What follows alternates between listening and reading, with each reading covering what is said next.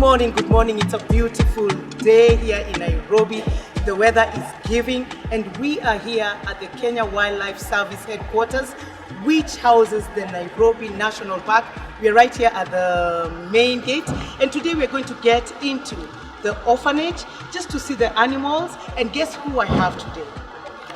Nadia Mukami, all right? I'm so excited. I've never met her. This is going to be the first time I'm meeting her. We are going to talk to her. We are going to talk to her about her family, about her career, and so many other things. I'm looking forward to this day. I'm looking forward to the conversations that we are going to have, and I'm looking forward to interacting with our animal friends.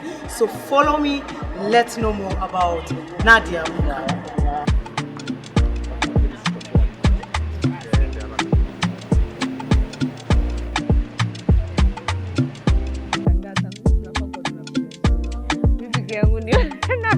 Nadia. Hi. How are you? I'm good, and nice seeing you. You look amazing. Asante. Your crew, hi. Jacquey.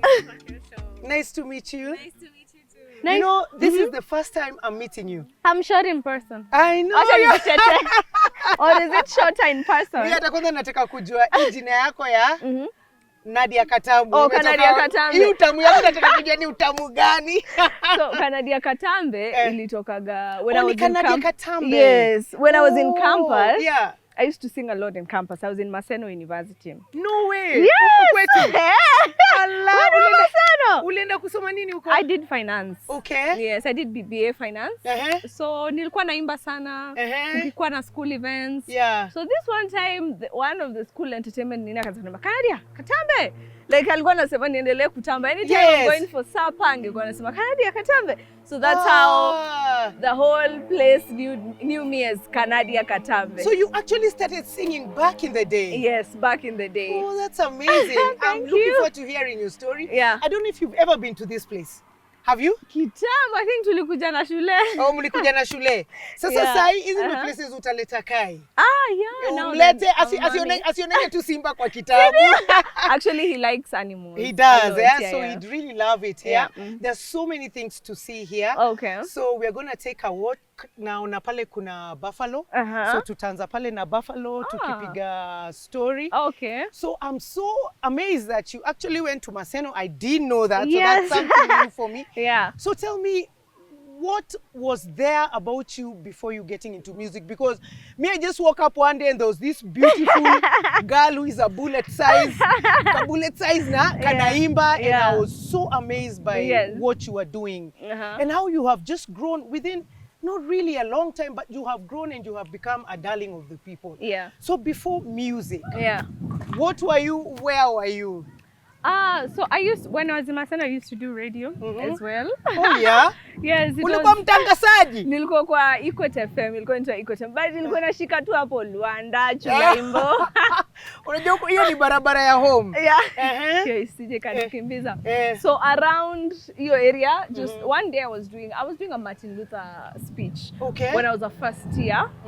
Ilikuwa ni unit ya communication skills. Okay. So unajua groups, hakuna mtu anataka kupresent, so the lecturer was actually looking for somebody to be on radio. And I did so well. I was so fluent. Amazing. And she said, it was a she actually. She said, you can come, try for radio. And I liked it. Yeah. So when I was around third year, that's when I started doing music like yangu ku record. Okay. Nah, I would play my own songs on radio. All right. Yes. So you doing music and wazazi wako walikuwa wamekupeleka shule ku study finance. Yeah. What was the reaction that now you are also doing music? Because especially back in the day, I don't know how far along that is. Yeah. But just the arts has always had some sort of resistance. Yeah, from the parents. Like mtu yoyote akikwambia ameandika kwa mwanamuziki ama msanii, especially back then. Yeah. It was zile za like there's no future in that kind of industry. So I actually came from a very academic family. Okay. My dad alikuwa engineer. Alikuwa behind the scenes. My mom used to be in the military. Okay. So just imagine that. Yeah. So I came from a very academic family, and when I was in high school, I was Asidani hata nilikuwa naimba secular songs. I was this Catholic girl. I was very focused. Nilikuwa napenda vitabu. But I don't know, I remember even I was in a sister school, so the sisters would even, I have a certificate of most disciplined. You're kidding? I swear to God. And are you still disciplined now? It has helped me to pick up lesson mefika. But my dad was against it. Okay. Alikuwa anajua, you know, books. Oh yeah. Yeah, work for me, especially pia nilikuwa mse books. It took a lot of convincing. When I finished campus, that was in 2018, I had to move out from home and go hustle hapa na pale. So nikapata job Mudithi Road. Your job yako ya kwanza ilikuwa nini? Nilikuwa reception desk. Reception desk, but it was through a referral. Okay. Because it was someone who went to school with my brother. Alikuwa amefungua kampuni ya digital. Okay. So from then I started hustling. Kwenda Kenya National Theatre, kulikuwa na PAL, Poetry After Lunch. I used to love poetry as well. I used to sing hapo na guitar. I used to have my guitarist, tulipatana tu hapo. Yes, hapo theatre. Yes, hapo theatre. I think you know Poetry After Lunch. Yes, I do. So I used to go there a lot. Pia nikiwa, now when I was in school, I used to go to Dunga Hill Camp. Kulikuwa na sessions. So I used to perform in Kisumu, like nilianza huko sana. So my big break came through, number one was through Churchill Show. Okay. We actually did something. When they came, kulikuwa na auditions za kuimba. So kulikuwa na main act, ilikuwa Susanna Wio, na pia walikuwa natafuta the upcoming artists. So I was number 2. So I didn't make it to the main stage. So when it came time ya mi kufanya Churchill Row, because walikuwa na record the same time. The lady who was supposed to go first, akasema, hey, mi nimeogopa, I'm not going to do it. So it's like, so I remember Jesse was like, nani yako ready? Nikasema, mi niko ready. Mi niko ready. And nikasema, wow, it's a big stage. Afu mi naenda kuwa kwa the main segment. So nikaingia. I remember I messed up first. Hi, I've been given permission to hug you. Oh, hi. Hi, how are you? Hi. Hi. Say hi. Sasa. How are you? Say hi to Nadia. How are you, baby? What's your name? Unaitwaje? Sema Neema. Naitwa Neema. It was nice meeting you. Asante sana. Tumeshukuru. Enjoy the rest of your tour. Muone kila kitu. Asante. Aya. So ukaingia stage, you messed up the first time. So nikaingia stage, nika mess up, nikamwambia guitarist tuanze tena. Hata nimejiamini nimevaa mangolova zingine ndefu kabisa. So we rolled, I performed and Susanna Wio joined on stage. It was I actually performed a live a cappella of my first song, which was Sirahisi. So everybody, you know, was dancing. Susanna Wio kuja kafanya freestyle. I'm like, oh my God, Susanna is here. You see all this unveiling right in front of your eyes. You know, and it was, that time was like mainstream TV, you know, it's on Sunday. So I remember that Sunday, everybody, my father, everybody akaanza kunijua. Nilikuwa Churchill Show. So I requested for a spot kama naweza kuwa naenda carnival during the long holidays for free. I didn't even want, just to go and jam. Then fast forward, I got management. I approached a certain company. And from there, the rest is history, as they say. Who advised you to get like a management, a team to manage you? Because there's usually some sort of resistance, like msanii akiambiwa how important a management team is. Ye kwanza yuonanga ile do, because whatever amount you spend, there's a percentage that has to go to that. Now, a lot of times msanii onanga ni kama I can do it myself. Neza panga job zangu, neza kunegotiate peke yangu. I think for me it's one of the things zenye sipendangi kukanga na customer ananiambia si tuko na 1100. No, nipatieni 150, like just that haggling for So ni nini hiyo, nani alikuambia akakwambia, you know what, mali unaenda you need a management team? I think I'd say school helps a lot. You know, when you go to school and also doing your research prior. Because when I was in campus is when I really knew I really wanted to be a singer. Because back in high school, even my teachers, my schoolmates, if there was who's likely not to become like an artist, a superstar, I'd be top of the list because I was so laid back. Nilikuwa mtu wa vitabu. I was straight A's in chemistry and mathematics. My goodness, girl! So I think I was that girl that sikuwa mtu wa mziki. I would sing mashairi. I would lead parade, Yeah. but see it mainstream. Yeah. Even from my dress code, nilikuwa wale watu wa skirt ndefu. Wacha. So ungeingia kwa ile kanisa ya prophet. Ile prophet. Tuseme naona Simba pale. Kuna Simba. Ungeingia hapo wale wanavanga zile nguo refu na zile koti ungekuwa. I was qualified. I'm telling you, I had a certificate of most discipline. Yeah. So I was always the good girl. Okay. So I think from the background check nilikuwa nafanya, I was very focused now when I'm doing music. Nilikuwa natengeneza documents zangu mimi mwenyewe. So I remember I pitched to that management company and they were impressed. I showed them where I wanted to be like 4 or 5 years.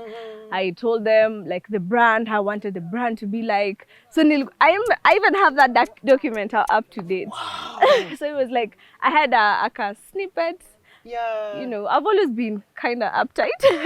So amazing, like already you knew where you wanted to be. Yeah. 5 years, and especially mtu akiwanga campus, inakuanga ni kupiga sherehe.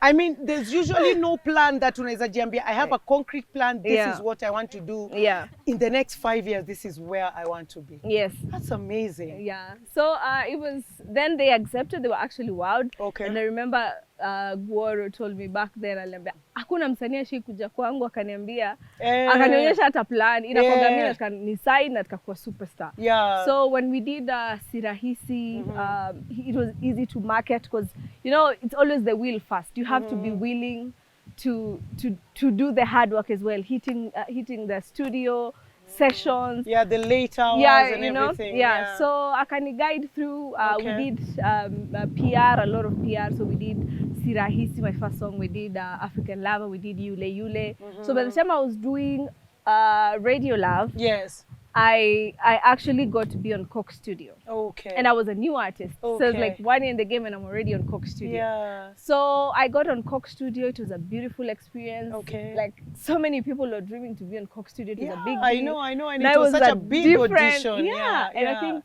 life kind of changed. Yeah. From in terms them. Of the PR perspective. Okay. But bado mfuko ilikuwa bado haina kitu. Yes. Yeah. So from the PR perspective, I was getting numbers. I was, you know, yeah. So how did you eventually translate all that to make sense, to make the money? How did you eventually get to the point where sasa nimeanza kumeka kitu? You see, now that I'm older and wiser, I would say patience is the most important thing. Nadia, do you know we have a lion here called Mukami? There is a lion! Is that she? Yes. She's called Mukami. Hi, Mukami. Oh, that's amazing. Oh my. Okay. Okay. Amboseli. Hi, Mukami. And then we lost the sibling during treatment. Okay. So what makes a lion abandon their cub? Sometimes you see when the male, you know, lion males, they don't awalei watoto wa mnyama mwingine. Okay. So they kill them. Yes. But then the mom had put them somewhere and had gone to look for food. But now the vultures came. Yeah. So it had some injuries, but it has ever now since been treated. Yeah. Okay. Yeah. So we named her after the vet. How long has it been here? Has she been here? Around a year. Okay. She's like a year old. Oh, she's a year old. Yes. Oh, she's aggressive or she's a bit aggressive because she's still an animal. Yeah. She's to the animal keepers. Okay. It's interesting. I see like spots. Yes. Like faded spots. Yes. On the lakini ni kama bado ni wadogo it means bado mnyama simba ni mdogo. They disappear with age. They disappear with age. And then kama angekuwa a male, the mane starts now growing with age. Huyu hapo na mwaka moja na natosha na hivi. Sasa ni mdogo bado. Tukienda hivyo tutaona wengine wakubwa. Sema hata kwa ile enclosure yule ni tumemwona yule ni mkubwa. Ni mwanaume yule lakini. Bado huyu anakaa mkubwa. Anakaa mkubwa, na imagine huyu ni mtoto wako wa mwaka mmoja. So you picked her when she was tiny? Yes, tiny like 6 weeks. So they grow in 1 year they grow this. Yes, even this big. In captivity they can live longer, up to 25 years. Lakini uko in the wild anaweza kaa only 15 years. Okay. They are more dangerous huko. Yeah. Oh, nice. Yeah. Okay. So you have a Mukami. there's Mukami. That is news. Yeah. So mko nauliza tukiendelea ni nini hiyo ilifanyika ndio sasa ukaanza kuona at least ukaanza kuona cash flow kwa career yako? So when I did there was Radio Love. I always say as an artist now kitambo like back then sikuwa like naelewa, you know, you have to be in it to know it. Yes. So that even when you see someone complaining or someone has one song they want to drive big cars, it doesn't work like that. No, it doesn't. So you have to have catalog, because catalog is what you put on the table and negotiate for, even for shows. Okay. Like when you're called to perform, a club owner has to understand that, okay, do you have catalog? Because you can't expect to be paid 400,000 and you only have 2 songs. People, you understand? So you must have catalog. So when I did Sio Jujun Maombi, which is Maombi, it was a big song. I didn't know how the song was big until I got to see Skiza. When Skiza was Skiza, because there was a time I was like top 3, artist. Top 5 earning artists on Skiza, because even one song can make a difference. Yeah. So it was from Maombi where I bought my first car. I moved to a good neighborhood. Yeah. So like I was getting a lot of endorsements because most of CEOs love the song. Yes. So it was like, it was a life changer. Well. And imagine that time I had hits. I had a catalog, but now it was like, ukipiga show hata ni ndo uishi tu uweze record tena. But with Maombi came a lot of corporate gigs. Yeah. I worked a lot of when you were doing that, when you were creating that song Maombi. No. Did you expect it to be that big? Actually, I did Maombi at a time when I was so broke. And I was like, okay, I don't know the next step after this, because I felt like now hii mziki ama ni ukweli hailipi. You understand? It was like at a point I'm like, okay. Like you had some doubt. Umeanza ku doubt ama maybe. Ama maybe hii kitu haifanyi. You understand? So when I did Maombi, I remember tulibaki with my PA kwa shoot. Wawili kila mtu ameenda tusha sort bills, hatuna hata nini ya kwenda nyumbani. And I remember calling my mom namwambia ni katikati ya usiku, but I need money because ilikuwa fixed, kulikuwa na place ya videos. Yeah. So akanitumia pesa ya Uber. I went home and I was like, okay, I don't know how this is gonna go, but wacha tu ni release ngoma. So when the director sent the song, it was actually a big song, and everybody, and even it came with a lot of not controversy per se, because it's like, has Nadia gotten into gospel? Yeah, I know. So I was like, that has never even crossed my mind when I was doing the song. So it was like, okay, this is good PR. The song is picking. Yeah. So it picked a lot on Skiza. Eric Wainaina has always been the king of Skiza earnings, you know. So I was like, somewhere top 5. So I was like making a lot of money from Skiza, just from Maombi. And when one song picks, I think the other ones also pick. Just follow suit. Yeah, so the other ones also follow suit. So it was like from Maombi now, I did Wangu, I did Tessa. Now I started to even get bigger platforms, perform outside the country, Kenyans in the diaspora. So it was like life was changing for me. And now it was like, now it's next level. I can now have some stuff of my own. And I think at that point now, your family, maybe your folks, were now beginning to embrace that. My dad, because there are so many things zenye niliweza fanyia wazazi wangu now, because I could.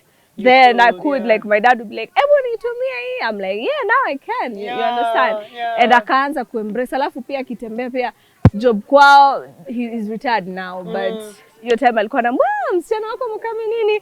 So anakuja anasema hata siwezi tembea, watu wanaona ni kama mimi ni tajiri mkubwa kabisa. Namwambia, that is what you get. Exactly. So he started to embrace it and love it. Amazing. So what I can say, it's just a journey. Okay. It's a journey. You know, I always see the new artists, you know, and that is what gets people into depression.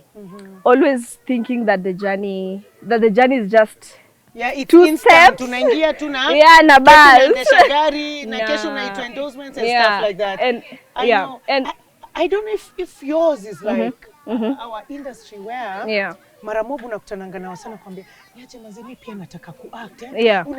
Unaweza kunipatia connections. Do you get that sort of thing? Yeah, I get that a lot. Yeah. But unawapatianga advice gani?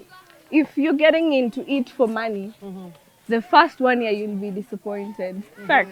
Because hata biashara yote ukilaunch leo, kesho huwezi tengeneza profit. Kweli. You understand? So it has to be something that happens with time. As I said, patience is what keeps you in the game. Yeah, and consistency. Because I'm telling you, you can even have hit songs. Yeah. Then it reaches a time whereby you Ni kama umestagnate.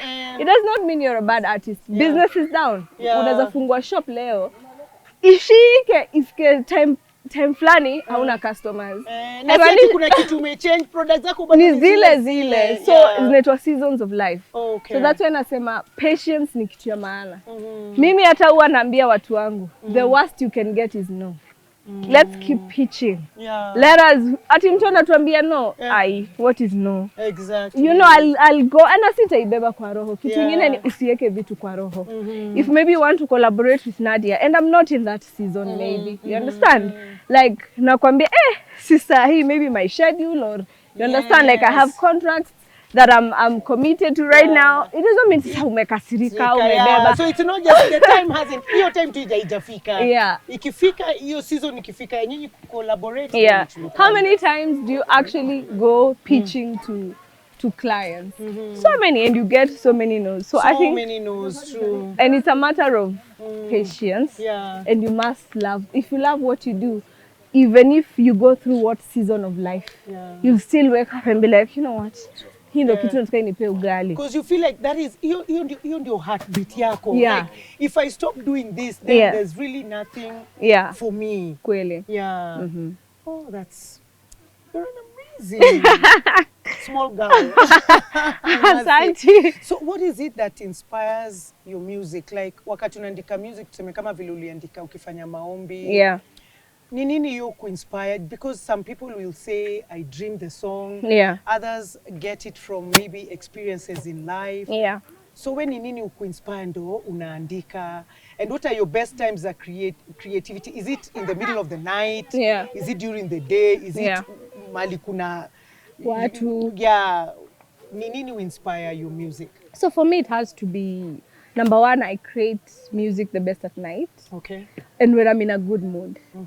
You know, I always tell people, I even tell my hubby, my mind is my money maker. So the moment, and your mind is also your money maker. Yeah. The moment you give me stress and I give you stress, then you're not. Then we're not productive. Yeah. So I even tell the people around me, my mind is my money maker. So I have to be in a good place for me to create good music. And that's why it's always okay as an artist to take some time. Because sometimes maybe you're just going through a situation in life. Na una force, na unapata sasa utakuwa depressed kabisa. Kweli. Take some time, cool off, then now you can continue. So number one, I have to be in a good state of mind at night as well. And in terms of scenarios, it can be my own personal scenarios.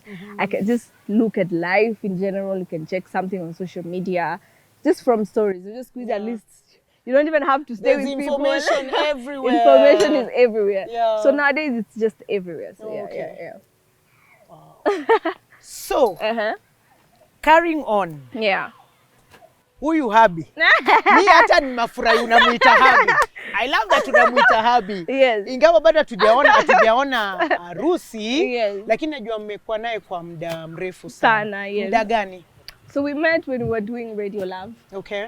And contrary to most people think, so with Arrow, we met in the studio. Oh, no, we didn't meet in the studio. Our stories of how we met are very different. Okay. Me, I met him, we were going to perform, he was in the lineup. I was still a very new artist. So tuko tumeketi na manager yangu, tumesota, your time, that was before maombi, tumesota, tunakunywa tu kajisoda, tuko kwa meza, hata yeye usema, niliwaona mlikuwa mnakuja kasoda. So hata wakichafua, hawa uko juu na kina KRG na nani wamechafua. Yes. So when I finished performing and I was like, let me watch other artists because now they are ahead of me and you know and see. So perform akakuja hapo mbele yangu akanisalimia akanitaja nashangaa huyu nani. Huyu ni nani? Kwa nini ananijua? I'm like, okay, ananijua. So ikaisha hivyo. Tulikuwa kwa the same WhatsApp group. Back then WhatsApp groups zilikuwa WhatsApp groups. No one cares. So kwa the same WhatsApp group ya muziki. So later when we were with my manager akaniambia, See that guy alikuja akakutaja. That means anakujua na anajua. Oh, look at this. Yes, I know. This is a leopard, right? Oh, it's a cheetah. Nimesema leopard. Umesema leopard. No, usijali hata mimi tulikuwa hapa jana. It's a cheetah. Nika confuse. Okay. Pauline atatuchanua tuambie the difference because usually watu wajuaji tofauti. Leopard na cheetah. But cheetah is the fastest, right? Yeah, the cheetah is the fastest. Anyway, so after hapo my manager akaniambia, but then you need to hit that guy up. Kama anakujua means anajua kazi yako. So at that time we haukunajua Arrow Bwoy kunajua muziki yake. Nilikuwa namjua but but sikuwa najua ati ananijua to that extent of coming to say hi to me. So my manager is like, you need to reach out because now this is an opportunity of a collaboration. So I texted him.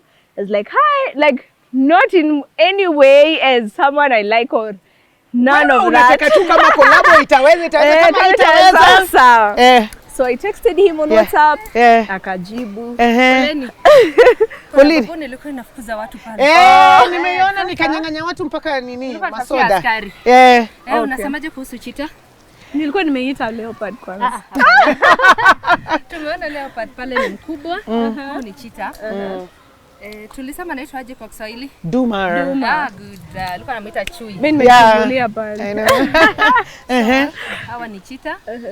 They are savanna animals. Okay. Wanakimbia sana. Ndio saa zile wanatafuta chakula. Okay. Sasa ukiangalia ako natia makuku kwa uso unlike the leopard na mwili yake ni ndogo.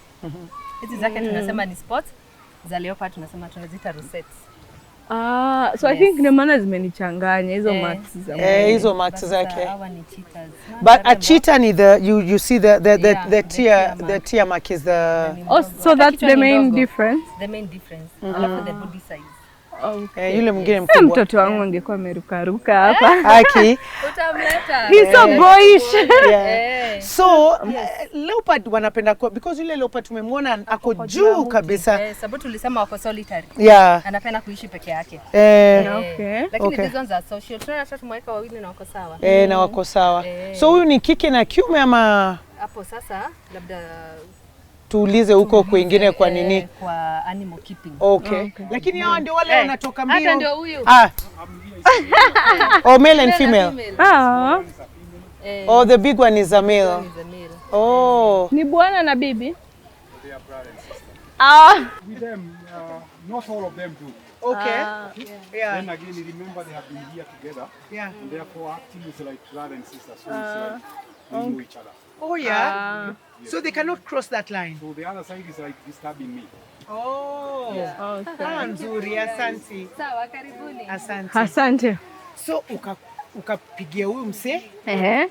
Ulimpigia? Nilimtext WhatsApp. Nikamwambia I'd like us to work on something. I have a song. So nilimtumia demo mbili. So he chose the Radio Love one. Okay. So akaniambia nikamwambia I actually know your producer. We can start.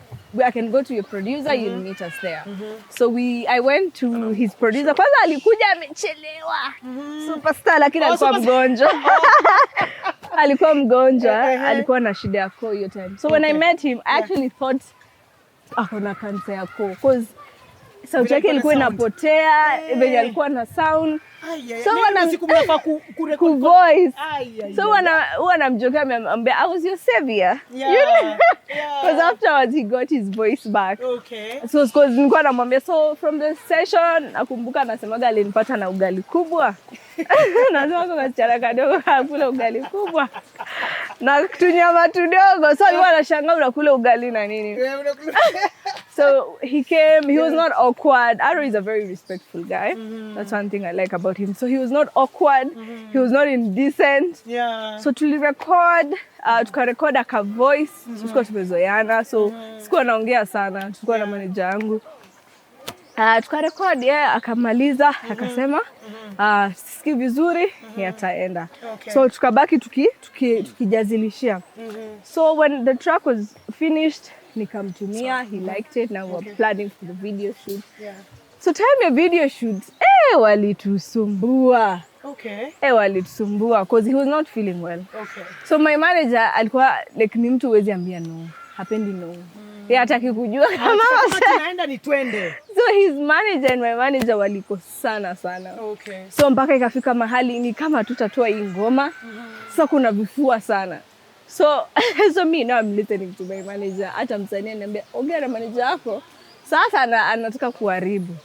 Nikamwambia so mimi nikamwambia siwezi overstep. So tunaenda. So even when we released the song, they did a little marketing. Oh yeah? Yeah. Because kulikuwa na a lot of vuta ni kuvute. Yeah. Then we released the song. A month later, ndio sasa ngoma ikahit kabisa. So then ikakuwa sasa ngoma inaenda. So akaanza kunitext, ngoma imeenda. Nikamwambia wewe kwanza huku push ngoma. Akaniambia mimi sijui nimekuwa nikipush aje, amekuwa akipea ma DJs. The song ilienda. Yes, it Na I actually saw him actually perform it in clubs. Yeah. And I was appreciative to him because despite the tension, ilikuwa like usipush ngoma ya watu. So tukaanza kuongea from then. Na hivyo ndio ikawa leo tuna mtoto.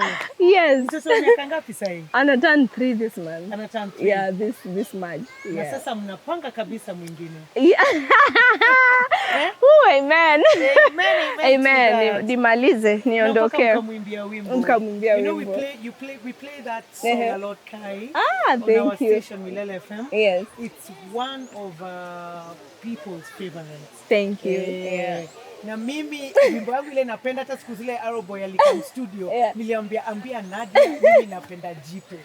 Jipe, yeah. Napenda sana that you did with Mario. Yes. So how did you meet Mario to be able to do, let me say, that song with him? Yeah. Plus many other collabos that I have seen that have done well. You have done. Yeah. Mostly, are they the ones who approach you for the collabos? Ama when who approach? Ama vibe inakuanga aje ndio unaona huyu msee unaonekana anaweza kuingiana na yeye. Yeah. Wacha nimpigie tufanye song na yeye. Sometimes it's you as an artist, you also want to grow your catalog.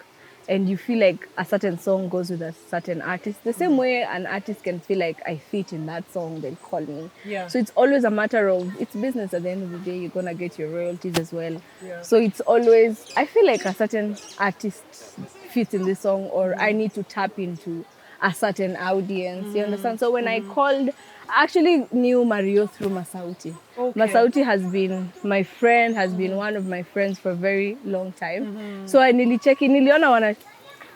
Okay. Nimeonapo karibu. Because what? That is beyond understanding how you can just.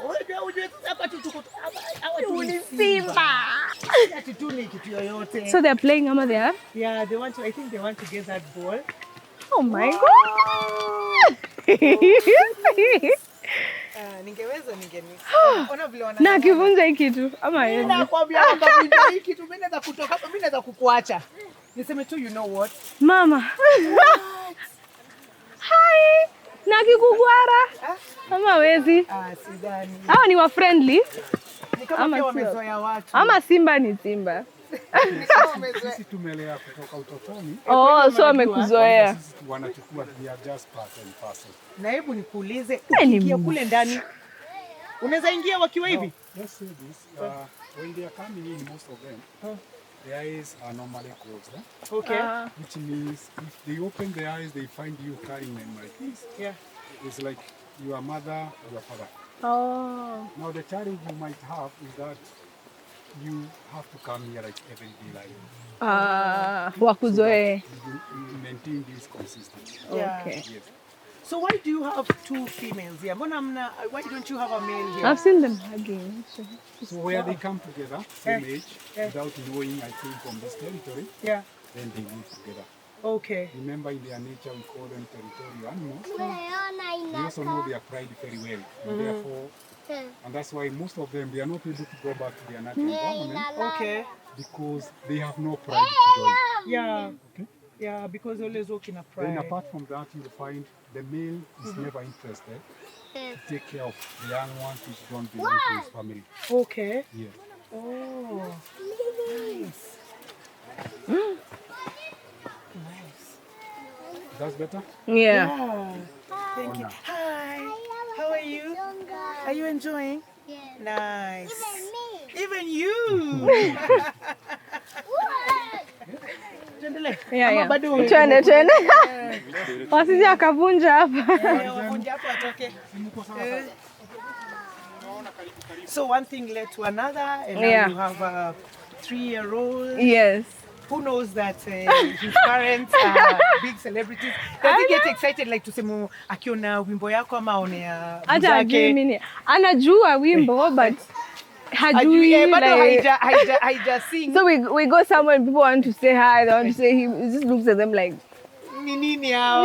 Wanataka mama yangu. He's a toddler, he's a boy, he's a boy. Ni msumbufu. So ni kila saa ni mbio. Kila saa tuko hivi. Kila saa.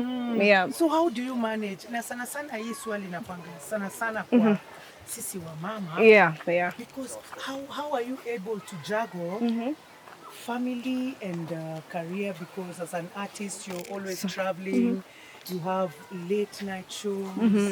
How do you do it? I think it's having a village around you, and always appreciating the village that you have. Arrow is a very good father. That is one thing I have said it mpaka sasa inabo. Yeah, umeisema mara kadhaa. Nimeisema sana. He's a very good father, sana. So whenever like I'm busy and he's not busy, he'll step up. Whenever he's busy and I'm not busy, of course I have to be a mommy. So for him it's not, you understand. Also my mom, very supportive as well. Amenisaidia kulea. Having a good nanny pia helps. I think people forget that pia hawa wanatusaidia, you understand. So it's just having like a village around me, and also now understanding that I think when you work knowing that sasa mimi si msichana mdogo, mimi ni mtu wa familia, that also helps. Knowing your timelines, knowing when to be home, knowing how to act mbele ya watu. So those things also help. Now talking about how to act mbele ya watu. Wewe ndo mmoja wapo wale wasanii najua wenye sijawahi kusikia controversy yoyote around you. You know? And in this world where people flourish on clout, and people will do anything for clout. Ni nini hiyo hold back unajiambia si manze, I can't do this? Because mara mob unapata like tuseme for example kama mimi si rahisi upate story funny kuhusu. Na mimi nakwanga ile mimi the first thing ufikiria ni niko na mtoi. So mtoi wangu akisoma akiona hizi vitu ama mabesti zake waone madhake alikuwa amefanya hivi amefanya hivi. You know, like it also it's an impact on him as well. Is it the same thing for you, or it's something else that holds you back and you tell yourself apart? So I think for me it's about also the legacy. Sometimes I feel like you can actually destroy your legacy by one stupid thing. The things that enyewe they can catch up with you unknowingly, you know, and there's things enye unajua you're walking into some stupid things. You understand? So for me it's like I really want my legacy of being like an amazing artist. An artist who inspired young girls, who inspired girls just in general. Like you've already like created a legacy for yourself. You understand? Like nothing can come in between that. So I feel like people forget that what got you into that space in the first place. It's music. It's not any other thing. I remember Nishai and a meeting corporate, a bank, and they were looking sasa tukikuwa tushapewa kazi. It's a recent job. And walikuwa naongea about what gets you into this, and they're like, if we're calling you Nadia here, we're calling you because you're an artist, you sing. Yes. And not other things, because we want you. And I actually sang in the advert. So we're calling this other person because they act or they do something else, not because of. So I think I really am careful about the legacy I create and leave behind. Na pia kuonyesha si lazima wasanii wakuwe wahuni.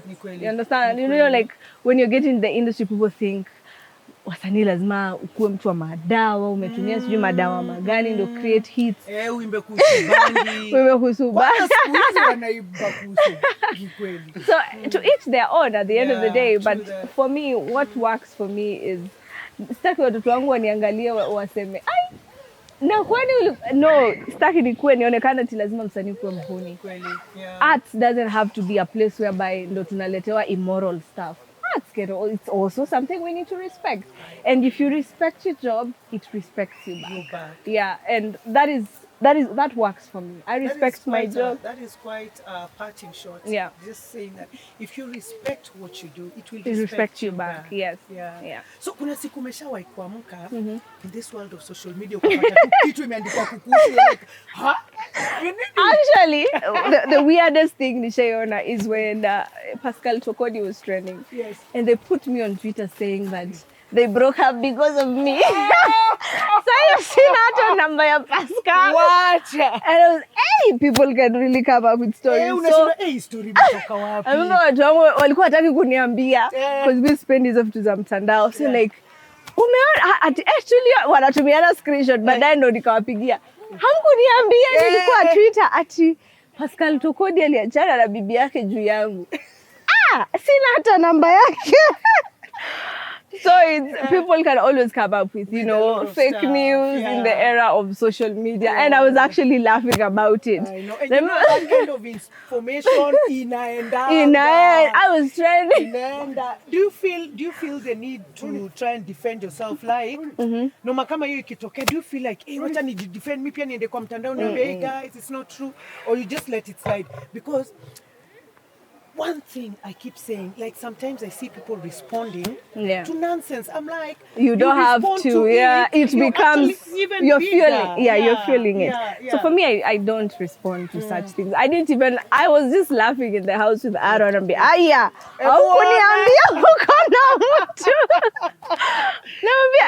enyewe watu wanaweza kaji. Mimi hata nishaipatana na Pascal Tokodi wapi? Sina hata picha. Leo at least kama kungekuwa na picha. Ingekuwa 1+1. Exactly. You understand? Yeah. So for me ilikuwa tu maybe watu tu wameboeka wanazanisha anything just to trend. So but I don't respond to such thing. As I said, like there's a way I like to run my brand. Someone can feel like it's a little bit uptight, but it works for me. You understand? I always feel like there's life after when the cameras are off, when the radio is off, when you're off social media and you're in the house. And when the fans are gone. And the fans are gone. Like there's life after that. So as I said, what do I want to show my children? What do I want to leave behind as an artist? And also kama mimi nimeenda shule nimesoma, wacha nikae kama mtu ambaye amesoma. You understand? Yeah.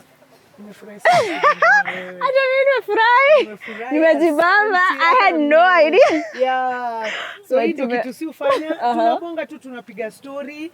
Huyu anakaa mkali. Huyu ni mkali. Huyu ni mwanaume mkali. Ni mkali. Na huyu hajapokea ngono kwanza. Kweli, ako na dry spell. Ila ni dry spell. Huyu. Juu nimemwona. Anakasirika tu for nothing. So sasa Nadia, hii show yetu si umaliza na kusosi. Okay. So nataka tuende tusosi, tutembee tukiendanga. Okay. Uniambie tu what's your next, what are you working on right now? What should your shabby expect? Acha ukali na wewe. Itisha na kuna demo. Ati ana hasira. Kukatia. So what's your next? What are you working on right now? So right now I have. Actually, let me take this opportunity to talk about my business. Please do. Yeah, so I have a shop. It's in town. It's, Iconic Business Plaza. It's along Moi Avenue. Okay. Next to Samol. All right. I do sell beauty products and cosmetic products. So amazing. Asante. Yeah. So I've been doing it for a year. I was in a smaller space. Now we have expanded. We actually, the new shop is like 1 month old. So we are now doing wholesale and retail. Nice. So you want to, if you're a campus student and you want to open your business, we do have wholesale. Okay. It's Adina Beauty, so it's by me. Adina Beauty. Iconic Business Plaza. Yeah, so just when you come to my social media pages, it's there. Get to see it there. Yeah, and also I've had very much. Ndoi. Huni fisi. Fisi ndio huyu kabisa. Wewe. Hello. Ndiawa sasa. Ndiawa. Hello. This one now is a spotted hyena. Hao ndio tuko na wengi sana Kenya. So kuna spotted na kuna striped, tutaona striped hapo next. Hapo next. So population ya hawa ni kubwa. Unasikia saa zingine tunakuwa na incidents kama zile za juja au fisi nini maneno mingi. Ndio hawa sasa ni spotted haina. But it's a very beautiful animal. Unaona? Mimi lakini kama kuna mnyama sipendi ni huyu. Mbona sasa? Kisa na maana yani unaonanga ikikuattack kuna yule anakuma kinyambizi, ile anakuma yani kwanza na kukukula kama tu bado unatembea ile mtu wangu si ni uwe tu kwanza basi. Ni uwe tu kwanza. Ni vile wanatembea wakiwa wengi alafu wako wanakuanga kuna venye wanakuanga na njaa. Alafu anajichocha. Kuna evidence amekula. Sasa tunasema tujapewa food na amekula. Amekula kila kitu. Mpaka mfupa. Mpaka mfupa. No wonder they say as greedy as a hyena. Na anacheka. Nasikia wanacheka. Kuna hiyo sauti wanatoa, tunasema ni kama kicheko. Okay. Sasa unafanya na huyo the striped. Tuone wanasikia do they get along? The spotted and the striped. Not really because location wise hawa utakuta wako in savannah au wako in northern areas. Okay. Huko Marsabit hata ndio hawa. Ni warembo. Kafeta. Allah.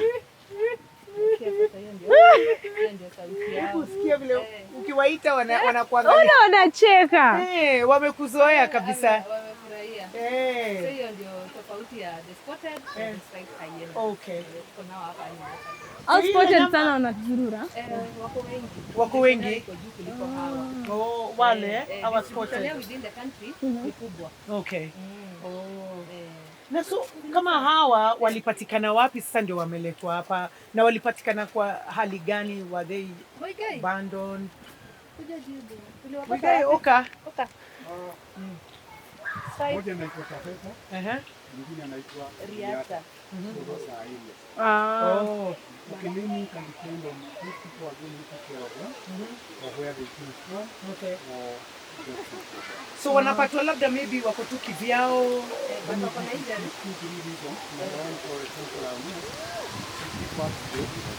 about 2 pieces of this animal. This time the animals are not able to tell their mother. Their mother has to make it somewhere. By the time she comes back, part of the house is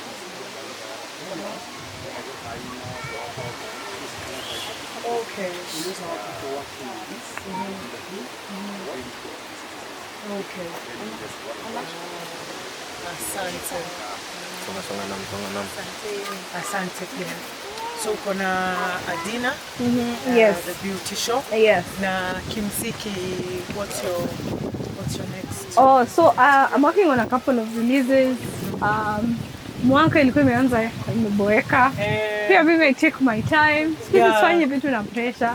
Like you just do things at your own pace. Okay. So I have a couple of releases this March. Okay. And a couple of collabos for the year, an EP along the year. Okay. Because I released an album last year, did well. So it's just like more music. Yes. Okay. Yeah. Nice. Yeah. I'm so happy talking to you. Me too. Thank you. I didn't know the direction because when you mentioned Nairobi National Park, I was like, okay, we're going to view animals and stuff. Yeah. But imekuwa amazing. Imekuwa amazing, and there's so much to see around this place. Yeah, sana. We've been here for 2 days now. Na tumeona vitu mob.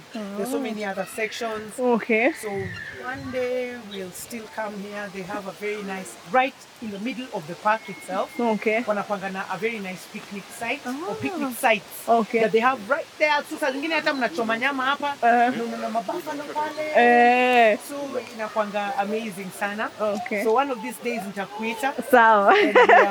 We do picnics. Launching this thing okay. Officially. Okay. Na tuchome nyama na tuweke mziki with our speaker. Ndio hiyo Na sasa. tusikie Mziki. Sawa. Asante sana. So sasa hii nini yetu sisi ni kuanga wasi wa food ya sana. I hope unapenda food. Tunaona Arrow amesema mara nyingi amekupata uko na ugali na kanyama kadogo. Sasa hata nikukonda nimekonda. Kweli? Nilipuff venye nilijifungia after baby. Yeah. Did it worry you? Kwa hii industry kwanza yenyu time kila mtu na time. Of course sometimes unaona kitu kama mtu anashinda anakuambia ni mwili yangu. Nani anakuambia sioni? So kuna watu walikuwa wanakuambia umenona sana Sana. I went to do a show in Meru. Nilitrendishwa. So I wore an outfit. Na sasa ikanitoa tumbo kabisa. And that was like 6 months after I had given birth. Surely. Mnataka. I think sometimes humans unrealistic expectations. We are too harsh on each other. Yeah. And we have very unrealistic expectations of each other. Really, I mean, give it time. That is just what it is. Yeah. Sisi wote hatuwezi toshana hivi. I know. Then it would be such a boring world. Haitakuwa balance. It wouldn't be balanced. That's why lazima tukue na mtu kuna kitambi kama mmoja wetu hapa. Lazima tukue na anama hapa ni. Lazima tukue na watu wafupi, warefu. Yeah. And it's that so is good. Life, yeah. That is what makes life beautiful, what you know. is, the different types, sizes, whatever. Exactly. But I guess with time too unazoea. Ukiingia kwa industry, I think unazoea tu ile thick skin. Yeah. And I think you also have to always block out the noises because Yeah. when you listen and you take in everything, Yeah. then you're taking in so much garbage, Yeah. then it's not good for you, it's not good for your mental health, Yeah. Maintain that pace. and everything. Yeah. So what is it? What do you do for fun? Maybe for fun. I love my friends a lot. I really love my friends. They're not famous. And I love that. I love that. They're not famous. Yeah. So we hang out. Tunapenda kucheka sana. So we just hang out, wine, kunyama, just enjoying ourselves. A movie. Yeah. We go to visit each other's houses. Most of the time they have to visit me because wao hawajaolewa. Wewe ndio bibi ya mtu. So mimi siwezi enda chini lale nje hivyo tu. Lakini hao wanaweza kuja. Hao wanaweza kuja. Even sometimes I can tell her, mimi pia nimeenda kidogo. Bora najua mahali niko. So I think I like to hang out with my friends, take a drive, you know, and I just mean him to detox, a good laugh, a good movie. We go sometimes see kila sauna kwa mimi atina vaa kofia sijinda. Sometimes we're going to the cinema, we are watching a movie and we are going. Unaenda hivi. Sasa hivi vile uko umekufeel uchange friends zako ama friends zako ni wale wenye ulikuwa nao from then? So one of them is, she used to be my PA. Okay. So kafika mahali tumezoeana sana. So ikakuwa, now we are friends. So I fired her, it's a bad. So I fired her, but then we were like, you remained friends. Okay. We work together. Yeah. We are friends. Yes. Kuna kuanga na mazoea fulani. So saa zingine lazima kuwe na boundaries zile za wewe ni beste, wewe ni mtu tunafanya na wewe job. So we are friends. She's actually like my best friend. Okay. So alielewa na tulielewa na tukasema si lazima ikuwe busy. So we're friends. Okay. Watu tunafanya kazi nao at some point. You understand watu nimejuana nao from because kama yeye tulisoma na yeye campus. Okay. So time nilikuwa natafuta PA nikampea kazi. Okay. So such kind of things. Wengine ni my cousin. Wameniona nikianza. So it's the fun. Na wengine umegain along the way. Yeah. Nice. Asante sana. Asante for nimefurahi, najua unaenda event. I know. Tunaenda kukutana huko. I know. Hata mimi nikimaliza ni wrap up hapa. Niende sasa ni dress fine. Ndio hiyo tupatane huko. Tupatane huko. Sasa unajua sasa tena ni all white. Tumekuja kwa park kuona wanyama. So asante sana ukifika nyumbani. A very big hi to your hubby na mtoto. Tunawatakia kila laheri. Asante. Even in your career mkona. Tafadhali nialike. Nakutakia. You told me the last time ulikuwa unafanya, I think it was the traditional one. Yes. How did that go? No, we did the introduction. Or the intro. It was big. Because ilikuwa very exclusive. But then watu wa kijiji. Wakaja, nuwezi kuwafungia mlango. So we're doing the other one 19th April. 19th April. Please do. Wasisikie wakuje. Kama hujaalikwa ni invites only. Invites. Sawa. Yes. Asante sana. Everyone at home, thank you so much. Sijasema msikuje harusi lakini No. Hii harusi ni ya watu nini? Chosen few. Lakini mtaiona kwa mtandao. Mtaiona. So thank you so much for your support, guys. Keep streaming my music. Follow me on all my social media handles. That is Nadia _Mukami. Subscribe kama subscribe, follow kama follow. Na mkuje mnunue mnisupport kwa biashara yangu pia. Thank you. Asante. Asante sana. Thank you so much. Asante. Ufike poa? Alright. I'll see you later. Tupatane huko. Haya, kwaherini. Thank you so much. Jamani wapendwa, imekuwa nzuri sana. Nimefurahia. It's been such an amazing conversation with Nadia Mukami. She's an amazing lady. I mean, there's so much I have learned about her, you know, and so this has been the Netwalking TV. Thank you so much for keeping it tuned here. We will get you more amazing guests. Let us know who you'd like to feature on this show and we will get them for you. If you have any questions for any of our guests, always throw them in, then we'll be able to ask them. Asanteni sana. Sai tunaenda kukula pizza. Inaitwa Nostro Pizza. So mtatuona tukikula, mtatuona. Asanteni sana, muwe na jioni njema.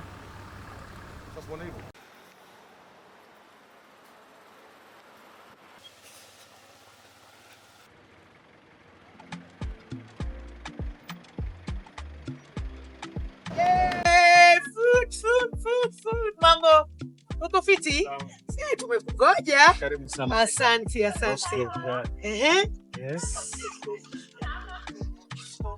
Now, Sissy. Oh my goodness. Ooh, I love it. This is what it is. Asante sana. Asante. Naam. Sasa najua ni tofauti. Asante. Asante. Oh yeah, some chicken wings right there. Thank you so much, Nostro Pizza. Feed us well. If you let them not tunaonesha. Hivi mkitufeed pia mtulipie gym. So tukishakula tunaenda gym. Si ndio? Asante sana. Wape salamu zetu. You